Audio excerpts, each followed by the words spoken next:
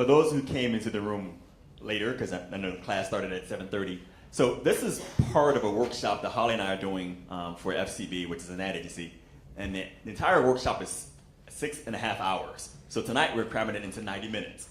So this is the 90-minute version, so we're gonna fly through this part.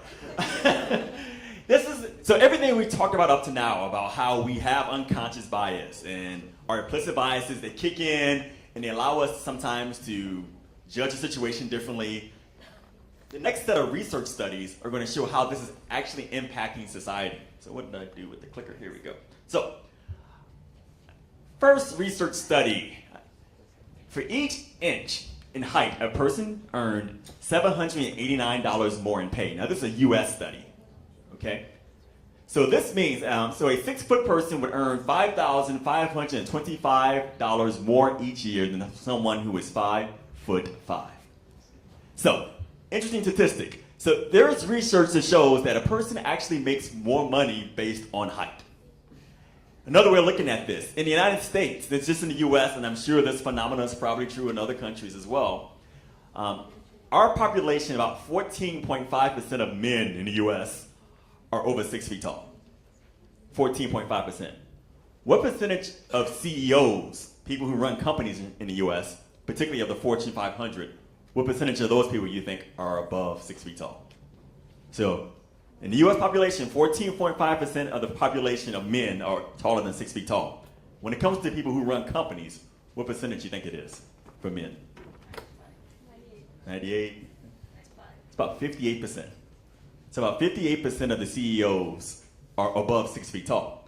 Another way of looking at this, if you look at all of our country's history of all men who have run the United States, because we thought we were going to have a woman, but I digress. Anyway, of all the men who have served as president over the last 100 years, over 70% of the men who served as president of the U.S. have been over 6 feet tall as well. So now here's the question. Why do you think what do you think is the reason for this? Why do you think people make more money, people are more successful by height? What are some reasons you think that would be? They look more confident. They look more confident? Okay, but there's some short individuals who can be, pretty confident. They draw more attention. They draw more attention? Think back to your own childhood. Where did you learn that a person's height was associated with power? Your parents, teachers, right? So that could be a reason. From the time you were a child, we automatically thought people who were taller, who were bigger than us, were authority figures. Maybe that's a reason. We don't know, but there has to be a reason for it, right? Here's a second study, the impact of a name on a resume. Now, this research study has been done in various different countries throughout the world. And the way the research study worked, in this case, there was fictional resumes that were sent. They did it in 2 markets, I believe Chicago and Boston initially, where the resumes were identical. And all the information, the experiences, the education was all identical. The only things that were different were the names. And I'm sure the same is probably true here. Some names sound more ethnic than others. So there are certain names that if you read, like Pablo Rodriguez, is probably what ethnicity? If the name is Mark Smith, it's probably Anglo or a white person, right? So they found that individuals who had less ethnic sounding names, who were more white, they were being called in for interviews at a much higher rate than individuals who had names that maybe seemed to be African American or Latino, Hispanic. Are you surprised by that? No. Why does this exist though? Why do these differences exist? What are your thoughts? Same information, same experience. Prejudice? But why is there bias if the education and experience is the same? What's going on in individuals' minds who are actually reviewing the resumes? Why might they tend not to pay as much attention or potentially discriminate against someone who's, based on a name? I guess white people are perceived as more competent. All right. Do you think it's maybe they're white as well, so that could be part of it too. With an interesting thing, a lot of these research studies is sometimes we make the assumption that, well, if you're a white person, then you're probably going to have a preference for whites. But there's even other research studies. In fact, the Project Implicit thing that Holly talked about, regardless of people who take the instrument, there are still people who have a greater preference for white over black and the individuals are black who take the instrument. So a lot of it is also what we've been taught in society about how these things play out. And again, this resume experiment has been tried in various different countries, so it happens throughout the world. Here's another interesting experiment here. The impact of accents. I'm going to read these two sentences first. First, ants don't sleep. And the second, a giraffe can go without water longer than a camel can. Are these statements true or false? What do you think? Wow. Do you think one's true, one's false? What do you think? How many think these are both true? Let's do a poll here. All right, no one. Great. Who thinks that one of these statements are true, one's false? All right, a few of you. How many think they're both false?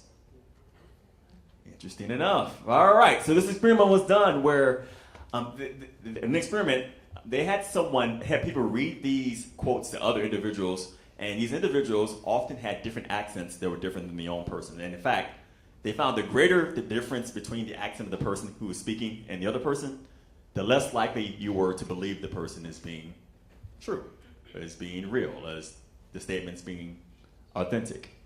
By the way, apparently we have that same phenomenon here in this room. I'm from America, you're all in Brazil, none of you believe me, because both statements are true. Wow. So, can you think of a situation where potentially you've been, I don't know, maybe turned off when talking to someone who has a different dialect or accent than yourself? Do you find them less trusting? Do you feel like you're more of a struggle, less likely to want to interact or do business with them? Yeah, and that phenomenon works all throughout the world. Now, there is one exception to the rule. There is one accent that regardless of where you are in the world, people tend to like. What is that accent? British. I don't know what it is about those people, right?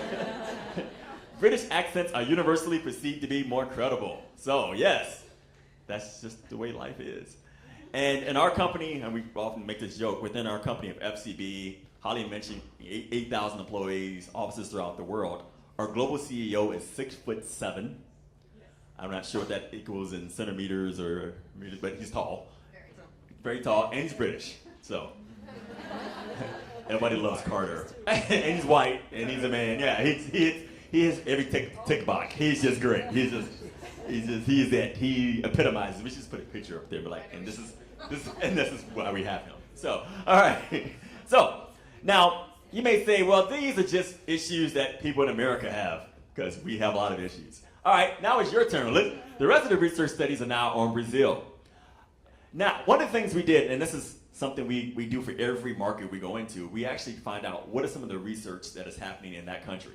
So first thing I want to say is, one of the most impressive things about Brazil is that there actually are a lot of laws put into place to try to help disadvantaged or marginalized groups. So under current Brazilian legislation, all companies established in Brazil must meet the minimal quota for hiring employees with disabilities, hiring apprentices between the ages of 14 to 24, granting scholarships to African descendants looking to attend the Rio Branco Institute. And I know different institutions have special programs. Fulfillment of a certain leadership and superior advisory position under the national program of affirmative actions. So we're just saying that in this country in particular, there are a lot of laws to kind of help disadvantaged groups. Does that stop all discrimination from happening, though? No. Not even close. All right, so let's look at some of the things we have found. Only 28% of women who graduate are able to find substantial opportunities in the job market. And this is a recent study that was done here. And of these, 14% have higher or I can't see which word is missing. It is, okay, have higher or leadership positions within their companies. I'm just trying to see what words are missing. So, what do you think has led to there still being an issue? And think about it. We're in a society where I'm assuming half the population are women. What is leading to the fact that still only 28% of women are able to find substantial career opportunities in the job market? What is the cause of that here in Brazil? Sexism. But even do you think people are conscious of it? Do you think they're consciously trying not to hire women? So what else? The role that the women takes in society or are expected to take. It has to do with sexism as well. Right. But more time working home tasks, and the housekeeping tasks. than men, than their counterparts, men. Right. So there's two things. First of all, there's certain positions and jobs that people expect women to gravitate towards. I think that's part of it. And then also, and this is, again, worldwide, there's still this belief, if not even spoken about, that most women who enter the job force are going to leave the careers, are going to go home, or they have families to take care of. And so potentially that is a reason, as a barrier, that prevents women from moving through leadership positions. So those are two real factors. Women receive 68% of men's salaries. And this decreases to 35% if the woman is either black or bi or multiracial.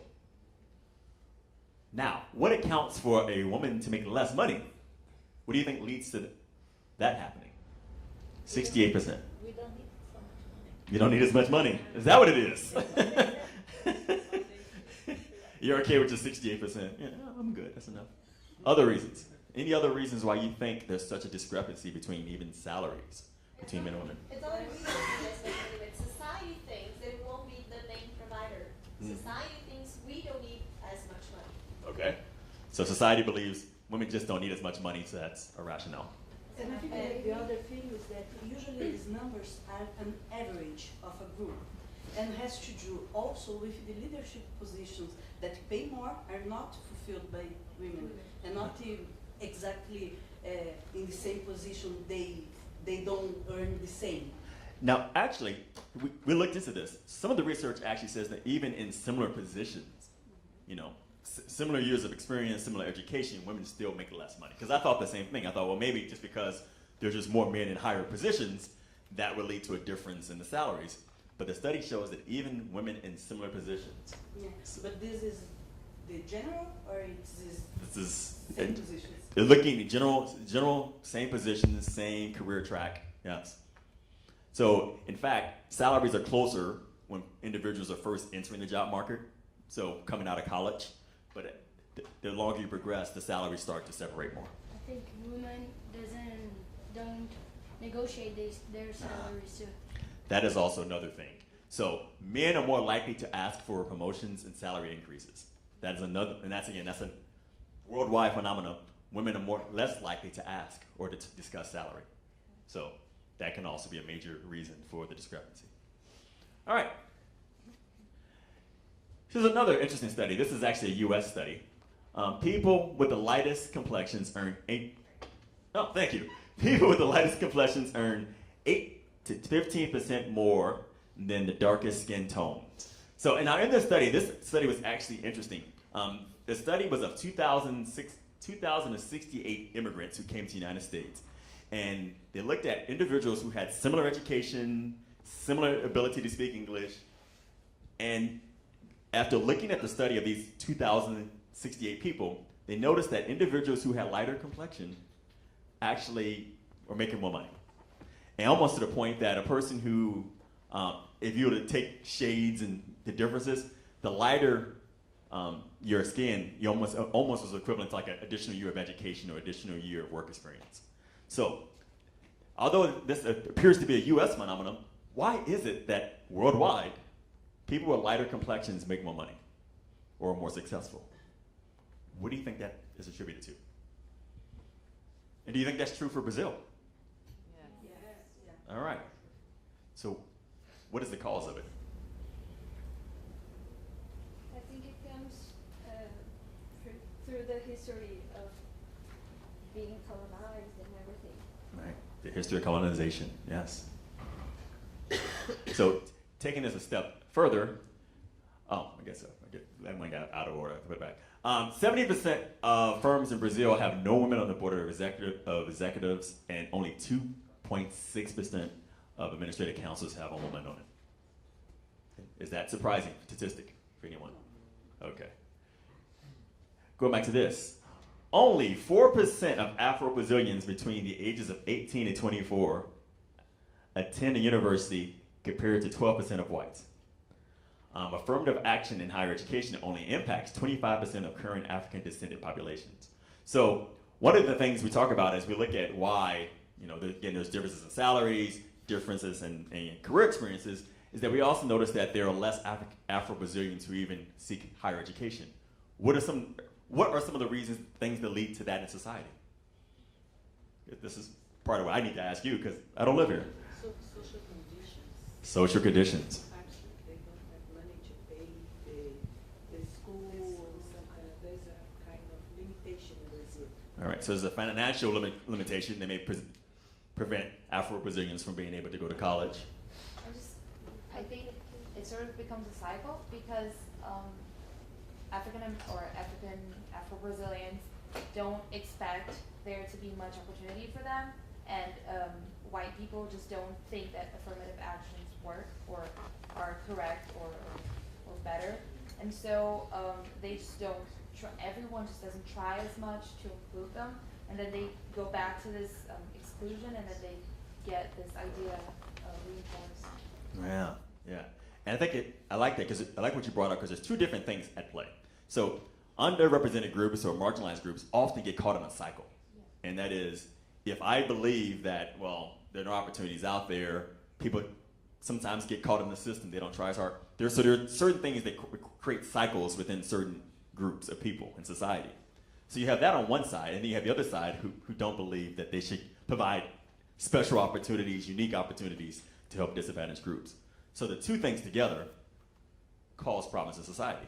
And again, these are biases that I don't think people think about every day. I don't think most people have this as a goal to keep people from having opportunities, but they have major impacts in society. Yes? Yeah, Sure, please. as she said, it's a whole social environment. So when we think about Afro-Brazilian women, most part of them are from poor families, and most part of them don't have a father, or the father is alcoholic, and they have to help their mothers to create the other kids or to bring money home. So that's a complex situation.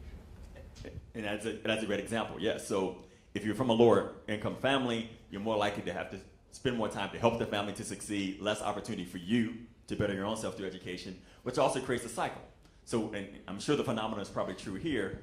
You know, you have a young person who has a kid when they're 16, 17 years of age. They struggle through life to raise their kids, often lower income. And this also becomes a cycle of their kids start to have kids young. There has to be, again, these are conditions that are created there. A little beyond the workshop, but Corey, still. Can I just say one thing? Yes, please. The other piece that's interesting to what we're talking about now is something that we call intersectionality. And so you have two different dimensions of diversity intersecting. So in this case, we're talking about Afro-Brazilian or race, ethnicity, intersecting with social class. And those two things together can create the messages out in society that reinforce the stereotypes and the biases that we talked about before. So it is very sort of insidious. It gets, locked in. What's really challenging, what I've seen in the US anyway, is when we have people of color, we have African Americans who make it and are successful, they still are seen as maybe, the stereotype that gets attached to them is one of, oh, they had it rough and they can't afford it. So anyway, I just wanted to make the point that that's part of the whole complexity is, as you said, there's so many more things than one going on at the same time a lot of times. So the key thing is, we talk about less education, the family conditions. This is the end result. Afro-Brazilians are close to 50% of the population. However, their economic participation is 20% of the GDP. Unemployment is 50% higher among Afro-Brazilians than among whites. And blacks who are employed earn less than 50% of what whites earn.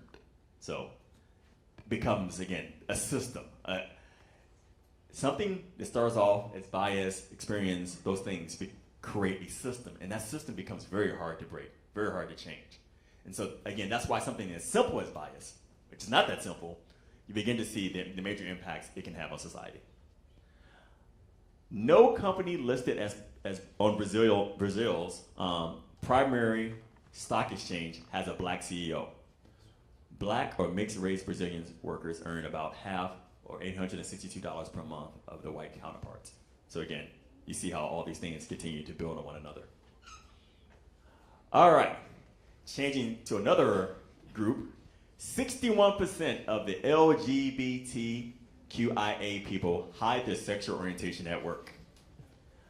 Trans persons and LGBT people of color have experienced physical violence at a rate of 32.5%. Have said that. Forced to perform sex acts or have their bodies touched without consent, 42.5%. And 82.7% have experienced some form of psychological violence due to their sexuality. What do you think? First of all, how many are you, anybody surprised by these statistics? How high they are? All right. And what will it take to change it, right? Where does the bias come from in our society that also leads people to treat, a community this way, right? So, just wanted to show the impact of how bias. I mean, and again, there's many things that come into our biases, as Holly talked about our backgrounds. So, if people grew up in a very religious background, some people allow their religion to dictate what they perceive to be good and bad. Also, in some cases, make people feel they have the right to mistreat other groups. And so, in the end of the day, regardless of religion, whatever religion, every religion talks about loving and caring about people, but still, we have these statistics in the society here. So, any comments or thoughts on this one? All right. So, now, it's easy to go through these statistics and talk about these different demographics, and you think, man, that's just sad. That's how society is. But the truth of the matter is, every one of us in this room, we have our own biases. And so, yours may not be on gender, but what are I'm not going to ask you to admit them out loud unless you want to. But no, every person in this room, we have our own biases. And sometimes, there are some things in society that are okay, quote unquote, to have biases. Body size. Do we have biases of people about the way, their size, rather they're too slender, or we think a person is, being larger in stature? Do we have biases in that way? Appearance, accent, person's religion, skin tone. These are all different ways that, again, we have biases in society.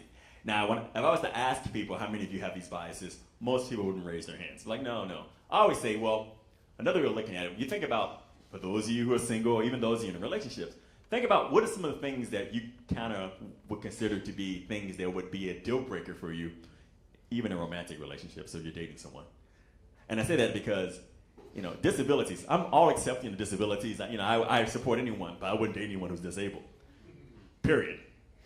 To make those kind of statements, starts to realize, perhaps I do have more biases than I acknowledge, right? So sometimes we have to think about biases, if that bias was to have an impact in your own life, would you be accepting of it?